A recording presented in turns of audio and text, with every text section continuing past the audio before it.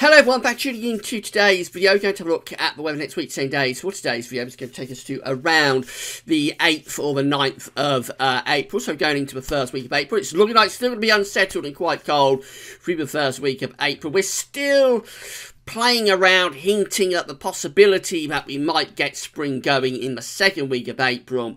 But it's still too far away to be definitive about it. We'll probably have a better idea when we do GMA Friday tomorrow, because that's our month ahead look at, and you would assume that if spring is going to arrive in the second week of April, the long-range JMA and CFS tomorrow should be picking up on that possibility. So we'll know more tomorrow. But the hints are still there within the GFS particularly, but it's in the extended range of the GFS and its ensemble, so we can't be too definitive about it, but a few hints at spring perhaps gets going into the second week of April. I'll tell you everything that's going on in a second. We've reached another milestone in the history of GWV, so just start off on our YouTube page. So the other day I said that we just passed 3,000 subscribers on our YouTube channel, and I said we was closing in very rapidly on 2 million video views. Well, we have now passed 2 million video views for this GWV's YouTube channel. We've only had the GWV's YouTube channel for 4 years. We started it in March 2014. Before that, for a couple of years, I had my personal Gavin Partridge channel, which I've still got, but I don't upload to that now. I upload to our professional sort of Gaz Weathervids YouTube channel, which of course ties in with the Gaz Weathervids website and brand. So 2 million 2016 video views and counting so far. Not bad going in 2 years, and a big thank you to all of you for tuning in and watching the videos. It really has been in the last sort of year or two that this channel has taken off, so huge thank you to everybody for tuning in and subscribing and watching and liking and interacting with the videos, and whether that's at YouTube or at Gaz Weathervids, big thank you to everybody for doing that. And of course, it's to 3 million video views. Who knows when we're going to get to that. So, the competition, of course, is ongoing. We started this, when we started on Sunday. So, we're actually over halfway through now. We're running competition until Easter Sunday. This is the prize that we're giving away. It's the Climate Combined Weather Dial. It's a thermometer, hydrometer, and barometer all in one unit. It retails at $39.95. It's been very kindly subscribed to us by MetCheck Weather Instrumentation, and I'm on MetCheck's website right now, so a big thank you to MetCheck for providing us with this weather dial. It can be yours. Somebody will be winning this on Sunday, on Easter Sunday, so visit the competitions page at Gaz Weathervids. So that's the prize we're giving away, the Climate Combined Weather Dial, and all you have to do to win this prize is to either email your name and address to gazweathervids@gmail.com, or simply fill out the feedback form, which will send your name and address and email to gazweathervids@gmail.com. So it's just an easy way of doing it, I suppose, really, by filling out the contact form, and you'll be placed into the prize draw. And as I say, on Sunday somebody will be winning that fantastic outdoor weather dial. You've got to be in it to win it. We've had over 180 subscribers so far, or entrants. So big thanks to everybody that's subscribed so far. Easily the biggest response we've ever had to our competition. We've been doing these for a few years now.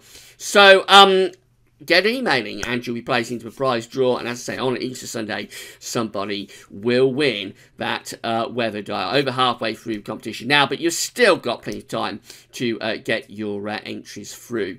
Everybody else, only one person can win that, but everybody else, all runners up, will get an exclusive 15% off discount code for 2 weeks, to use that for 2 weeks from Easter Sunday at metcheck.co.uk. If you want to buy any product, including that weather dial, but it doesn't have to be the weather dial, you can just use your 15% off exclusive GWV discount code, and I'll give you that on Sunday. So thanks to everybody for doing that. Right, let's get on with what we're actually here for, which is to do today's video. And we're going to have a look at 500 millibar height anomaly flowcharts for the next week to 10 days. We've got the ECMDF here on the top, and the GFS, which have a look at in a moment, is on the bottom. 500 millibars, 80,000 feet is an area in the absolute high pressure, low pressure are being moved around by the jet stream running above. Blue extrapolates to high pressure, and red extrapolates to low pressure. No, that's wrong. Blue extrapolates to low pressure, and red extrapolates to high pressure. That's the right way round. So these are the 7 to 10 day charts. We've got the area below average height sitting to the west of the UK with tightly packed lines underneath it. That's indicating the jet stream coming across the Atlantic and into Europe. That looks really unsettled, and it tells us that the first week of April is going to be very, very unsettled indeed. This is the GFS. It's virtually identical again, with that deep trough over and to the west of the country, and also on the eastern side of America. So a strong jet stream coming across the Atlantic, generally still to our south, doing something like that. Only difference is that the GFS has heights rising a little bit more across central parts of Europe, which is trying to bring some warmer air up from the south. Not probably able to do so within the 7 to 10 day time frame, but just possibly hinting at where things might go into the second week of April. These are the GFS temperature and precipitation ensembles for the next couple of weeks for Newcastle upon Tyne. Today, someone's asked me to have a look at the ensembles for Newcastle. So, the red line here is the 30-year upper air temperature average for Newcastle, and we're going to be colder than average essentially through the Easter weekend. So this is Easter Sunday, just here, 1st of April. Now, as we go into next week, which is this period just here, we have got quite a bit of scatter. So some of the ensemble members are going a little bit milder. Several are staying quite cold. And then into the second week of April, generally, if anything, a bit of a lift up in the ensembles. But it is slow and, again, not really definitive. Also very unsettled, with lots of rainfall spikes coming up over the next 10 days in particular. Maybe, as we've been seeing all week, hints of a bit of a drying trend in the extended range of the ensemble, which is the second week of April. Possibly a drying trend and a warming trend. But again, it's quite weak. It certainly isn't particularly definitive, and it's a long way off. Here's the surface temperatures for Newcastle upon Tyne. That's 10 degrees just there. That's freezing just there. We're starting off between sort of 10 and freezing and going colder into the weekend, and then into next week, well, very gradually we're seeing those temperatures just lifting up a little bit, but it's not really until the very end that we may say that we've got a bit of a warming trend coming through. But again, overall, it looks like it's quite cold, really, in the coming days across many parts of the country. This is how air pressure looks at Newcastle. Let's just zoom you in a little bit on this one, surface temperature. That's air pressure. So we're starting off with low pressure at the moment, around 1,000 millibars. Bit up and down with the pressure over the next week to 10 days. But again, I think we do see in the extended range, the second week of April, signs that air pressure is more generally lifting up. There's definitely a trend there to raise the air pressure as we're going through that second week of April. So the GFS and its ensemble seems to want to raise pressure and then correspondingly dry things out and warm things up a bit through this second week of April. So still the hints are there that spring gets going in the second week of April, but it's just such a long way off that we can't have really good confidence about it yet. Temperature anomalies for the next week, going from the 29th of March to the 6th of April, generally coming out a little bit colder than average in most parts of Central, Northern and Western Europe. And precipitation anomalies from the 29th of March to the 6th of April, they're coming out above average. So a cool to cold and quite wet week on the way. let's pull back out again and have a look at the GFS midnight run. So this is how things are looking on Easter Sunday, with high pressure to our north, inching down from the north and drying us out on Easter Sunday. We're going to have the final Easter update for you, by the way, tonight at around 7 o'clock. Then we go through to Easter Monday. Low pressure starting to move in from off the Atlantic. That's bringing heavy rain, possibly a bit of a washout for Easter Monday for some parts of the country. Might be some snow with that further north. Go through to Tuesday, looks very unsettled. Low pressure is close to the country, and it's essentially low pressure is dominating weather throughout next week. Now, by the end of next week, we are starting to bring up, or we was on the midnight run of GFS, started to bring up a slightly warmer southwesterly flow. But you'll notice low pressure is still dominating this, so it's still very unsettled. It's just we're going more towards warmer rain as opposed to cold rain, but still very unsettled up to day 10. That is day 10, which is Sunday the 8th of April. However, just beyond that, look at this. We go into the second week of April, which is, of course, in the extended range of the GFS. The unreliable time frame is building up the high pressure. So that is true spring getting going through the second week of April. This is Wednesday, the 11th of April, where high pressure is dominating. 1,035 millibars is bringing up quite warm air from the south and the southeast. That could easily lift temperatures to mid-teens Celsius, maybe even high teens Celsius. And there'd be bags of sunshine in with that as well. So that's true spring in the second week of April on the midnight run of the GFS. What about the latest 6 o'clock run? Again, this is how it's looking on Sunday, with that ridge just nosing down from the north, quite dry and cold on sunny. Easter Monday, bringing that low pressure in from off the Atlantic. Could be a bit of a washout, especially in western parts of the country on Easter Monday. Don't rule out some rather substantial snow for northern parts of the country. All will be revealed on that in our final Easter update for you tonight. That's how things look on Tuesday. Low pressure is dominating the weather, and it continues to do so throughout next week.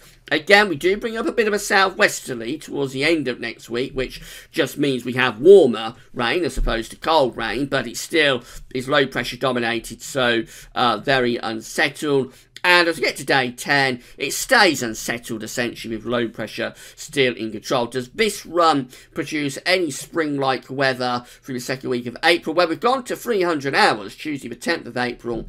By this point, the midnight run was building up high pressure and bringing us spring-like weather. The 6 o'clock run doesn't really show that, although right at the very, very end of the run, it does go in the same direction, builds up that ridge from the southwest. So it takes us longer to get there, but the 6 o'clock run of the GFS did finish up producing spring-like weather, as did the midnight run.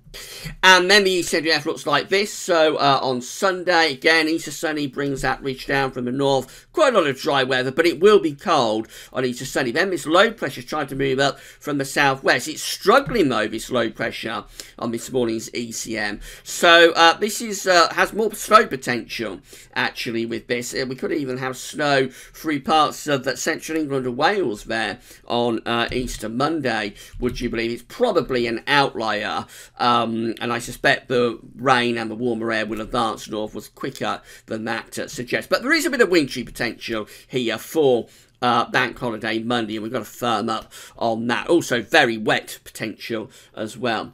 Into Wednesday next week, low pressure is dominating weather, and it still looks pretty cold with the wind coming from a north or northeasterly direction.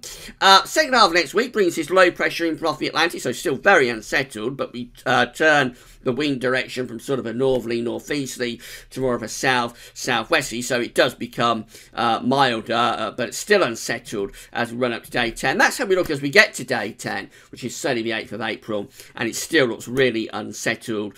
Temperatures have lifted up because the air is coming from west-southwest, but still bands of rain coming in off the Atlantic. I can show you the wintry potential for Easter Monday with that ECM run finally. This is from the website weather.us. You can find a link to weather.us on the links page. This is indicating snow depth. Does overdo the snow depth a little bit, but it gives a good indication of where snow is likely to be falling. On Saturday, there's a risk of some wintry showers, particularly in northern and eastern parts of the country. Let's take you through to Easter Sunday. No real change. Wintry showers primarily in the north and the northeast. But let's get to Monday, and then we start to see some snow cover appearing across parts of Wales.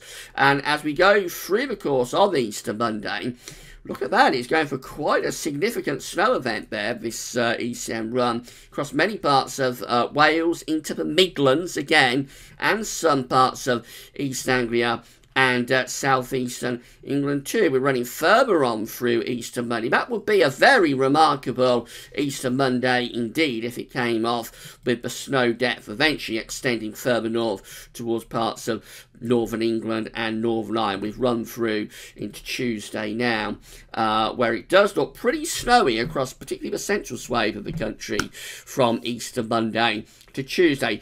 I think that's over the top, and I think it's an outlier. I suspect the band of rain will move northwards quicker on Easter Monday, and as a result will bring the less cold or the warmer air into the south much quicker as well. But there will be wintry potential on Bank Holiday Monday, and I would place that further north. So Northern Ireland, Northern England, probably central southern Scotland. That's sort of area I'll be looking at to get some wintry weather on Easter Monday. But if this ECM run was to turn out to be right, don't rule it out a little bit further south. And then in a more sort of extended time frame, week to 10 days, so it's staying very unsettled next week. That's the main message. It's been the message through all the videos this week. Going to be very unsettled next week with low pressure dominating, a lot of wet weather in off the Atlantic. After a cold start to next week, it probably becomes a little bit milder in the second half of next week. And still the hints that we might get some proper spring in the second week of April. But it's too far away to have any confidence in it. We'll keep you posted, and we'll know more when we do JMA Friday tomorrow. It may be Good Friday tomorrow, but we'll still have JMA Friday for you. So come back for that tomorrow. But that's all for now, and thanks for watching.